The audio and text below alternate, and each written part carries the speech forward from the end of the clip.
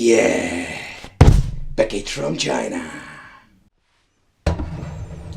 Hey, welcome back to the channel, welcome back to the Wicked Gamer and Collector. So in today's video, it's time for a new multi-game card from the Multi-Card Collector. Yeah, and who is Multi-Card Collector? She's the biggest collector here of multi-game cards in the Netherlands. And she just wants to support the channel. And sometimes she just sends in products to review and show you here on the channel. Because she's just that nice of a person. Alright, so what are we going to get? This is a small collection. This is the Zelda Naughty 8-in-1 collection. Yes, people. This is the American edition. I don't know if they are selling a PAL edition, so that is something you need to figure out. Some say they do, some say they don't. It's always the question with those Chinese sellers. Alright, so the shell itself, it's just a basic gray version, but it's very bad, as you can see here. They made a copy of the sticker at the back, but it is so washed out, or the original one, and they just stick it on this cartridge. It looks freaking hideous. Alright, so the Zelda 8-in-1. I think this is just, of course, for the Zelda fans. This is just a collection of all the games that are out there for the SNES, but I think what is very special that you're having the homebrew and special editions. So a lot of you collectors, we all have the original games, but we can never play the homebrew games. Funny thing is, when you just want to have this thing for a collection like the Multi-Card Collector, you can see the label itself even has some text on top. The Legend of Zelda Omnibus. Very cool. A little eye of detail, but I like it. So in overall, the quality of the sticker at the back is very poor.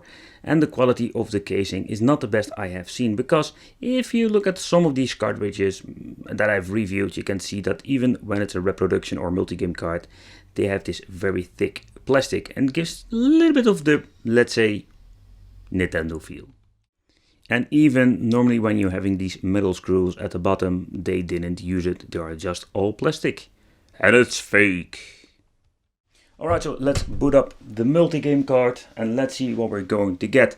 So I really love to know from you, what do you think of these multi-game cards? But what do you think of the part that you're having this collection with homebrew games? That it's not only focused on the original game, but that you're getting this complete collection. So, but the weird thing is, you already noticed there is no main menu. And I think this is a very bad thing, because every time you need to swap to the game, you need to reset. Yes, we need to reset it, so this.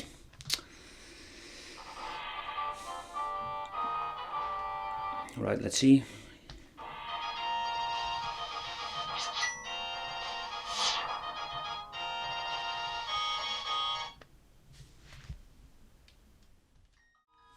So it seems to be that all the save functions work with the device, so you can play and save. What the hell is that?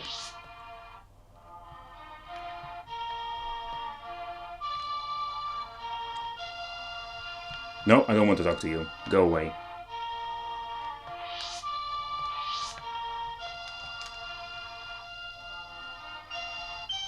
Alright, so let's go to the next game. Is really even the original version on this? Yeah, I think this is the original version. Is this it? Yes, is this the original version? Yeah, alright, so this is the original version. Very naughty. Alright, let's reset to the next game. Game number 4, if I remember it correctly.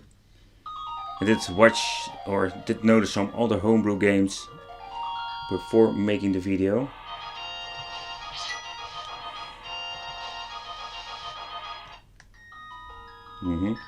Alright, that seems to be saving too.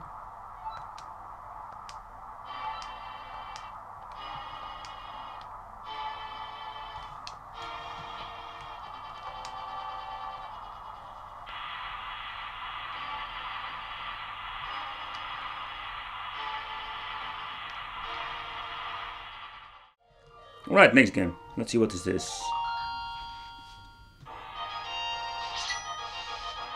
Parallel Worlds. Nice.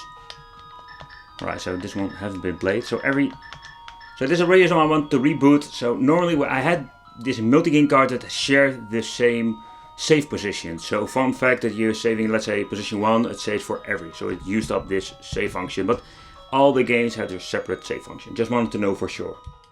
Alright, we're having the DX version. Strange that it has exactly the same save file number. That is really strange, but it can be me. Alright, so the Zelda 8-in-1. To be honest, I am not a big fan of small multi-cards.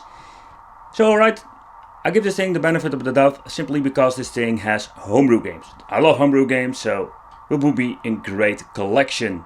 But here comes the problem. We don't have a menu, so we need to basically reset the system every time. And not to forget, it's always the question, which game do I get first when booting up the system? So in overall, if you look at this, to be honest, I am not a big fan of this multi-game card at all. I'd love to hear from you. What do you think of this?